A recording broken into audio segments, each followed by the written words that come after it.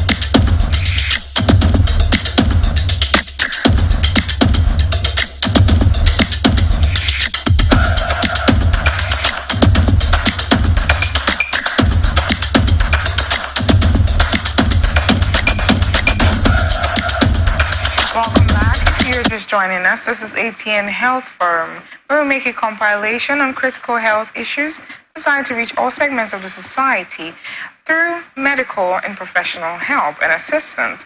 Now, for this segment, we have with us today Dr. Joy Bulo. Dr. Joy, you're welcome. Thank you. All right, we'll be going right into the first segment on Educate. Dr. Joy, please, can you educate us? What is breast cancer? How do we detect it? And how do we keep the breast healthy? Okay. Thank you for the question. My pleasure to be here. All right. And as we all know, the month of October is the month of breast cancer awareness, trying to make as much people as possible to know what breast cancer is, because it's actually very common. Now, breast cancer, like we all know, the breast is part of the human body. We have it in men and we have it in women. But breast cancer is when there's an abnormal growth in the breast that results in formation of masses or tumors. That's what breast cancer is.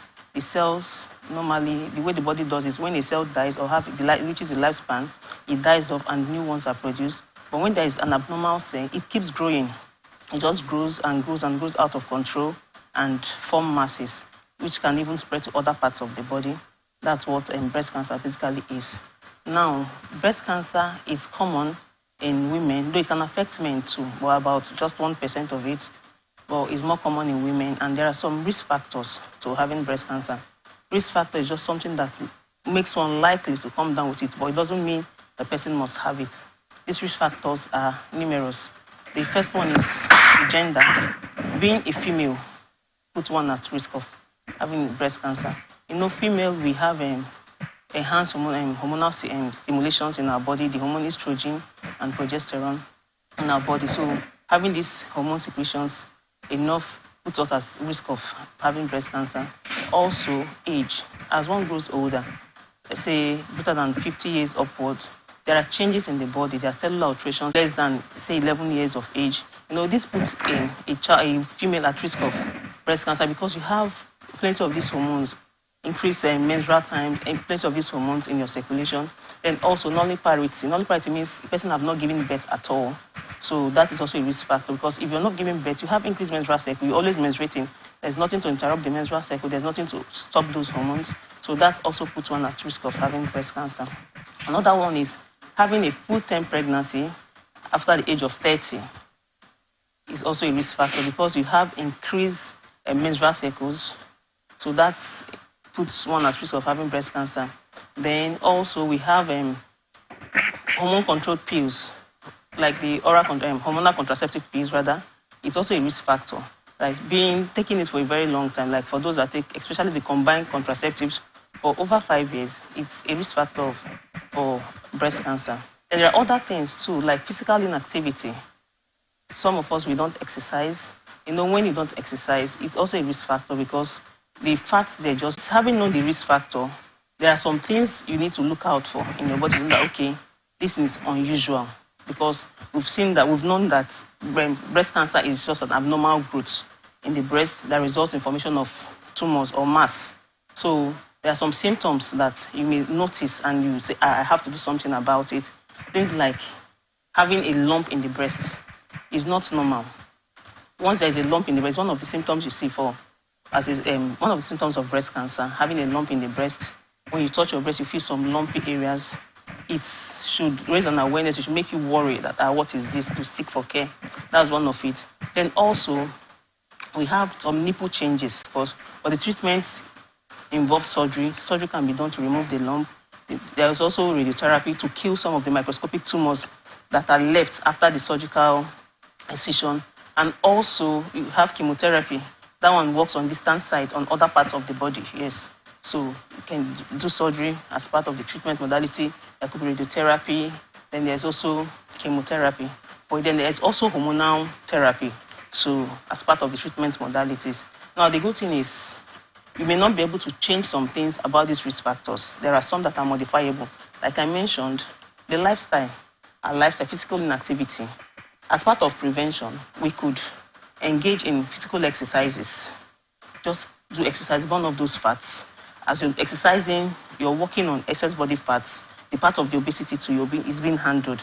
You burn down those body fats that are not good for you. Then your diet, eat foods that are rich in vegetables, eat foods that are rich in fruits, reduce processed food, eat natural food, eat plant-based foods, eat fish, eat either a hypertension, some arrhythmias or arrhythmias, or this symptom. Then other things too that could affect some lung diseases can also affect the heart and make the patient present with some of the symptoms you've mentioned.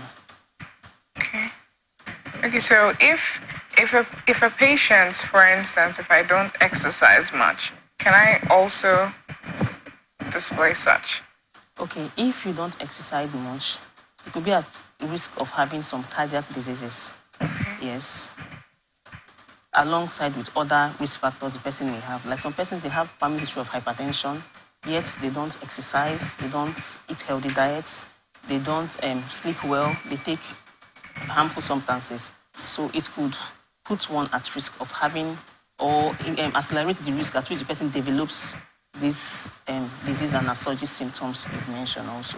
So exercise plays a huge role on my heart. Yes. Okay. Exercise. All right, well, I hope you heard all that was said. If that is you or you fall into this category, please do well to see a doctor so you can begin receiving treatment immediately. But right now, we'll be going on a short break, and when we come back, we'll dive right into the final segment on Doctor Answers.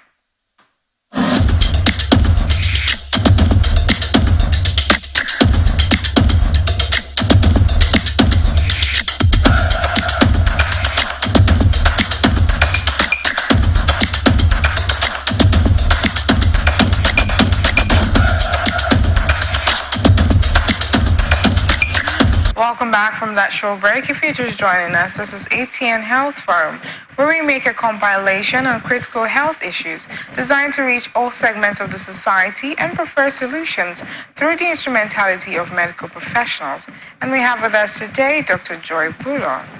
Now on to the last segment for today on Dr. Answers. Dr. Joy gets to answer the sent-in questions of our viewers, which happens to be you. So you can as well send yours in and be sure to receive an answer from us.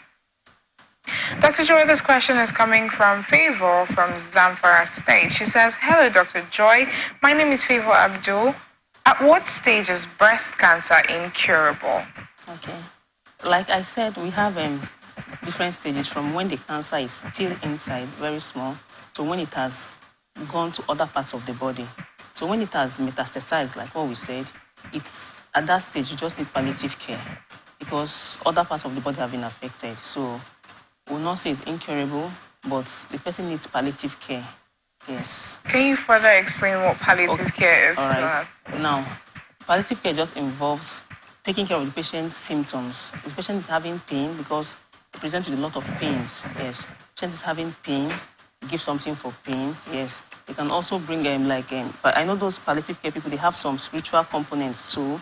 They could bring, like, if the person is a Christian, a pastor, they have pastor in their team that could handle the spiritual aspect of person's life. So whatever the person presents with, if the person is bloated, they give something to help the person. If the person can't eat just like that, they can pass it too. So that's what at that stage you can do. You can just do something to make the person have, let's say, make the person's end okay, not just when it has spread.